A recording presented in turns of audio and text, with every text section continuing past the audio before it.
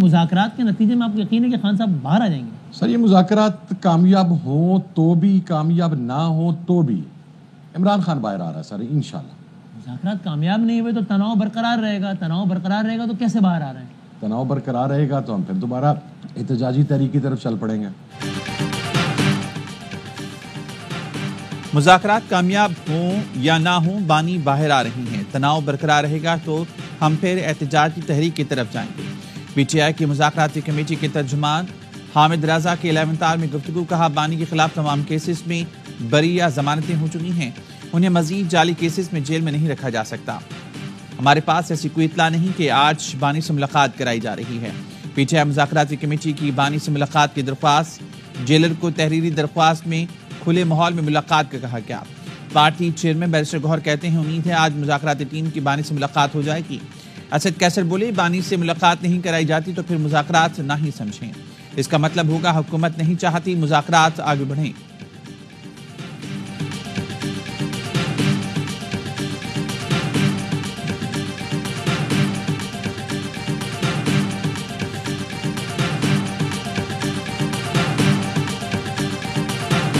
یہ کہنا تو مشکل ہو کہ ڈیڈ لاک کا شکار ہیں، لیکن ایک طرح کا تعطل سا ضرور ہے۔ جس تیز رفتاری کے ساتھ ہمیں آگے بڑھنا چاہیے تھا وہ نہیں بڑھ سکے، معاملات وہیں کے وہیں رکے ہوئے ہیں جہاں 23 تاریخ کو تھے، آگے کوئی پیش رفت ہوئی نہیں ہے۔ مذاکرات تعطل کا شکار ہیں، پیش رفت نہیں ہو سکی۔ حکومتی مذاکراتی کمیٹی کے ترجمان عرفان صدیقی کہتے ہیں پی ٹی آئی نے تحریری مطالبات اب تک پیش نہیں کیے، جو گرمجوشی شروع میں تھی اس وقت ویسے نہیں ہے۔ بیک ڈور کچھ نہیں ہو رہا، جو ہو رہا ہے مذاکراتی کمیٹی کے ذریعے ہو رہا ہے۔ ہم merit per P T I کے مطالبات دیکھیں گے، حکومتی لوگ بھی جیلوں میں رہیں گے، ایگزیکٹو آرڈر سے باہر نہیں آئے۔ بانی پی ٹی آئی سے ملاقات میں تاخیر کو مذاکرات کے کھاتے میں ڈالا جاتا ہے، روزانہ کی بنیاد پر ملاقات میں سیکیورٹی معاملات ہوتے ہیں۔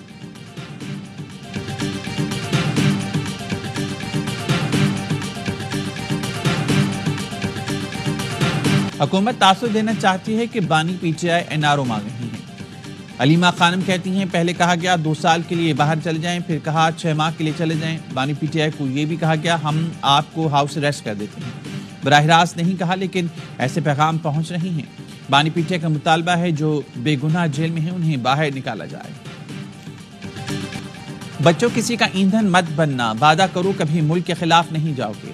کوئی کہے آگ لگا دو، سڑکیں بلاک کر دو، کاروبار بند کر دو تو ایسا مت کرنا۔ وزیر اعلیٰ پنجاب مریم نواز کا بہاؤالدین ذکریہ یونیورسٹی میں ہونہار اسکالرشپ پروگرام کی تقریب سے خطاب، کہا کوئی کہے پیٹرول بم پھینک دو، پولیس والوں کے سر توڑ دو تو بہکاوے میں کبھی نہیں آنا۔ ایسا کرنے والے بچوں کو معافی مانگ کر باہر آنا پڑا۔ کہا والدین کا بوجھ بانٹنے کے لیے پنجاب حکومت بھرپور ساتھ دے گی۔ کوشش ہے اگلے سال اسکالرشپس کی تعداد 50,000 کی جائے۔ طلبہ کے لیے لیپ ٹاپس کی پہلی کھیپ آ چکی ہے۔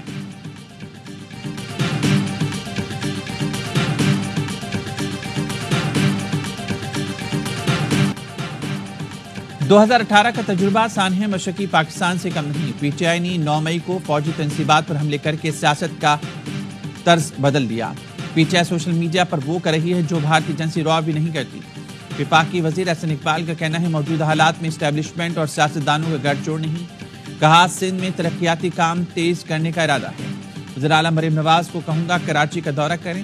اڑان پروگرام کا مرکزی محور برآمدات بڑھانا ہے۔ صحافی نے سوال کیا واٹس ایپ پر ایک میسج تک جاتا نہیں، پاکستان کیسے اڑان بھرے گا؟ احسن اقبال نے کہا ملک کو غیر اعلانی جنگ کا سامنا ہے، سائبر سیکیورٹی کے لیے اقدامات ناگزیر ہیں۔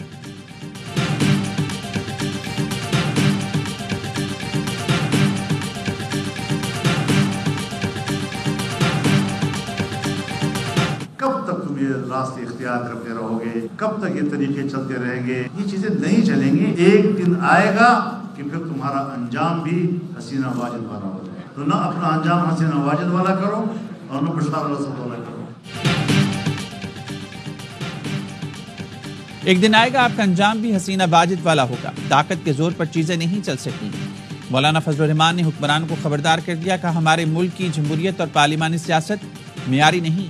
پاکستان کو ایک اسلامی ریاست بنانا پارلیمنٹ کی ذمہ داری ہے۔ جمہوریت اور پارلیمانی سیاست پر ہزاروں سوال اٹھ رہے ہیں۔ ایوانوں کو ایسے لوگوں سے بھر دیا جاتا ہے جنہیں قرآن و سنت سے دلچسپی نہیں۔ ہمیں پتہ ہے کرم مسئلے کی بنیاد اور حل کیا ہے۔ کرم کے وفود کو امن کا راستہ بتایا تو اگلے دن فسادات شروع ہو گئے۔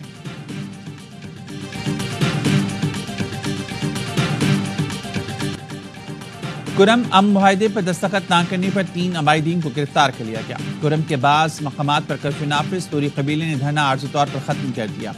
توری قبیلے کا کہنا ہے مطالبات نہ مانے گئے تو دوبارہ دھرنا ہوگا۔ ڈپٹی کمشنر کرم پر فائرنگ کے مقدمے میں نامزد 2 دہشت گرد کرم میں کریک ڈاؤن کے دوران گرفتار۔ مشیر اطلاعات خیبر پختونخوا برسسیف کہتے ہیں ڈپٹی کمشنر پر حملہ کرنے والوں کو شکنجے میں لائیں گے۔ علاقے کو اسلحے سے مکمل پاک کیا جائے گا۔ امن معاہدہ برقرار ہے، تمام فیصلوں پر عمل درآمد کا آغاز ہو چکا۔ امدادی سامان کے ٹرک گزشتہ روز بھی پارا چنار روانہ نہ ہوئے۔ بانی پی ٹی آئی اور اہلیہ کے خلاف 190 ملین پاؤنڈ ریفرنس کیس کا فیصلہ پھر مؤخر، 13 جنوری کو سنایا جائے گا۔ عدالت نے 18 دسمبر کو ریفرنس پر فیصلہ محفوظ کیا تھا۔ فیصلہ سنانے کی تاریخ دوسری بار تبدیل کی گئی۔ اسلام آباد ہائی کورٹ نے توشہ خانہ 2 کو مزید انکوائری کا کیس قرار دے دیا۔ توشہ خانہ رولز کے مطابق تحفہ نہیں، صرف رسید جمع کرانا لازم تھی۔ اس بات سے انکار نہیں کیا گیا کہ بانی نے ڈپٹی ملٹری سیکرٹری کے ذریعے رسید جمع کرائی۔ بادی نظر میں تحفہ جمع نہ کرائے جانے پر کارروائی شروع نہیں کی جا سکتی تھی۔ اسلام آباد ہائی کورٹ نے توشہ خانہ کیس 2 میں بانی پی ٹی آئی کی ضمانت منظوری کا تفصیلی فیصلہ جاری کر دیا۔ گلی محلے میں جا کر گٹر کے ڈھکن کی رکھوالی کرنا میرا کام نہیں۔ میں گٹر کے ڈھکن چوری نہیں کرتا۔ ڈھکن چرانے کا کاروبار میرا یا سلمان کا ہے تو بتا دیں۔ میر کراچی مرتضی وہاب کہتے ہیں گزشتہ روز کے واقعے سے زیادہ افسوسناک اس پر سیاست کرنا ہے۔ پولیس کو کئی بار کہہ چکا ہوں، کباڑیے لوہا خریدتے ہیں، کباڑی مارکیٹ میں کریک ڈاؤن کرنا ہوگا۔ اپوزیشن لیڈر سندھ علی خورشیدی نے کہا میر صاحب باتوں کے ٹورنامنٹ بند کرو، کام کرو۔ گٹر کا ڈھکن لگانے کے لیے کیا امریکی صدارت چاہیے؟ مقامی حکومت آپ کی، صوبائی حکومت آپ کی، اب تو صدر بھی آپ کا ہے۔ ہم شہر کو لاوارث نہیں چھوڑ سکتے۔ گٹر کا ڈھکن نہ ہونے سے بچے کی موت ہوئی، ذمہ دار کون ہے؟ ایف آئی آر کس کے خلاف ہوگی؟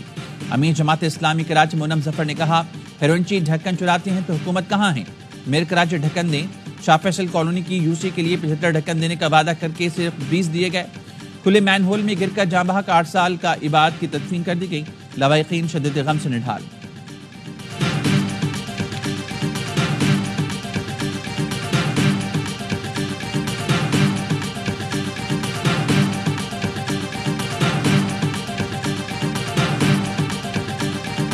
جسٹن ٹروڈو نے اپنی جماعت میں مخالفت پر استعفیٰ دیا۔